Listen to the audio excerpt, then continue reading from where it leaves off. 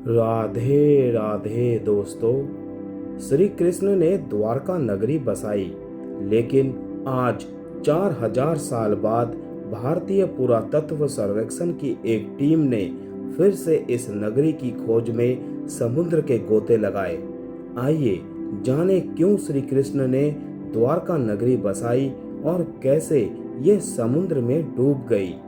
कथा शुरू करने से पहले दोस्तों, मेरा आप सभी से अनुरोध है, मेरे चैनल को सब्सक्राइब करके बेल आइकन को जरूर प्रेस कर दीजिएगा दोस्तों। तो चलिए दोस्तों, कथा शुरू करते हैं। श्री कृष्ण ने सागर की सतह पर एक नगरी बसाई थी जिसका नाम द्वारका रखा गया। 4000 साल बाद भारतीय पुरातत्व सर्वेक्षण यानी ASI की एक टीम ने फिर से द्वारका की खोज में समुद्र में गोते लगाए हैं। द्वारका में आखिरी बार खुदाई के लगभग 20 साल बाद ASI के अंडर वाटर आर्कियोलॉजी विंग की एक टीम ने फिर से गुजरात तट के पास पानी में गोता लगाकर 4000 साल पुराने बसाए गए इस शहर के बारे में पता लगाने व इसका अध्ययन करने के अपने लक्ष्य की ओर कदम बढ़ाया है। इसी कड़ी में हम ये जानेंगे कि मथुरा के राजा वसुदेव के पुत्र यानी श्री कृष्ण को आखिर दूर जाकर किसी समुद्र की सतह पर कोई नगरी क्यों बसानी पड़ी, और फिर जब एक भव्य नगर में लोग सुख चैन से रहने लगे तो क्यों समुद्र में पूरा नगर ही डूब गया। द्वारका को लेकर धर्म ग्रंथों में बताया जाता है कि श्री कृष्ण ने जब अपने मामा और मथुरा के अत्याचारी राजा कंस का वध किया तो कंस के ससुर और मगध के राजा जरासंध ने बदला लेने की ठानी। इसके लिए श्री कृष्ण और यादवों के समस्त कुल के नाश के लिए वो मथुरा पर बार बार आक्रमण करने लगा। मथुरा और यादवों पर 17 बार आक्रमण करने के बाद भी वो श्री कृष्ण का कुछ बिगाड़ नहीं पाया। हालांकि श्री कृष्ण को इस बात का खेद था कि जरासंध के बार बार आक्रमण करने और उसका सामना करने से धन हानि तो हो ही रही है, साथ ही यादवों की सुरक्षा भी संकट में है। इस स्थिति को ध्यान में रखकर श्री कृष्ण ने मथुरा छोड़कर कहीं दूर यादवों को बसाने का निर्णय लिया। इसके बाद भगवान विश्वकर्मा को श्री कृष्ण ने द्वारकापुरी के निर्माण का निर्देश दिया, जिसके बाद केवल एक रात में ही एक भव्य नगर की स्थापना समुद्र पर कर दी गई, जहां पर यादवों का वास हुआ और श्री कृष्ण द्वारकाधीश कहलाए। द्वारका एक धनवान नगरी थी और यहाँ के लोग अति प्रसन्नता भाईचारे के साथ रहते थे।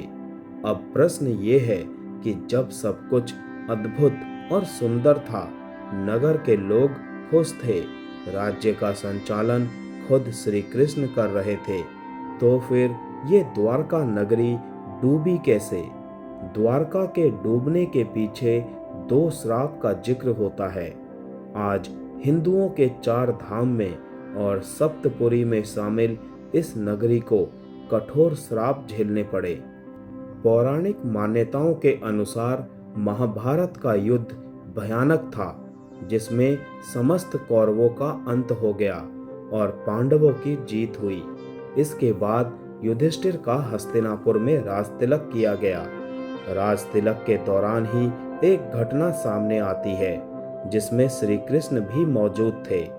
यहीं पर कौरवों की माता गांधारी ने महाभारत युद्ध का सबसे बड़ा दोषी श्री कृष्ण को ठहराया और उनको श्राप दिया कि जिस तरह मेरे कुल का नाश हो गया है, वैसे ही तुम्हारी आंखों के सामने ही तुम्हारे कुल का नाश हो जाएगा।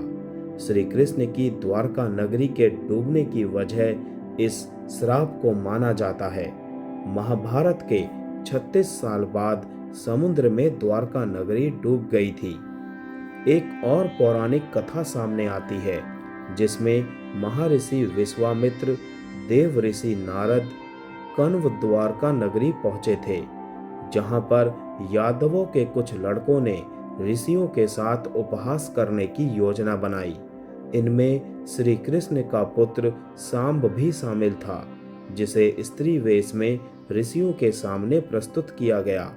उपहास में लड़कों ने कहा कि ये स्त्री गर्भवती है, आप इसके गर्भ में पलने वाले शिशु के बारे में जानकारी दें कि क्या ये जन्म लेगा। इस तरह के उपहास को ऋषियों ने अपना अपमान मानते हुए श्राप दे दिया कि इसके गर्भ से मूसल उत्पन्न होगा, जो समस्त यदुवंशियों का नाश का कारण बनेगा। इस श्राप के बाद से ही समय इतना खराब हो गया कि सभी यदुवंशी आपस में लड़ने लगे और लड़ लड़ कर मरने लगे। सभी यदुवंशी जब मृत्यु को प्राप्त हो गए, तब बलराम जी ने भी अपने शरीर का त्याग कर दिया। वहीं श्री कृष्ण भी शिकारी के तीर से अनजाने में घायल हो गए और शरीर त्याग कर भगवान निज धाम चले गए। दूसरी ओर पांडवों को जब द्वारका की स्थिति की जानकारी हुई, तो अर्जुन ने द्वारका पहुंचकर श्री कृष्ण के बचे परिजनों को इंद्रप्रस्थ ले आए। वहीं द्वारका नगरी देखते ही देखते समुद्र में समा गई। जय श्री कृष्ण।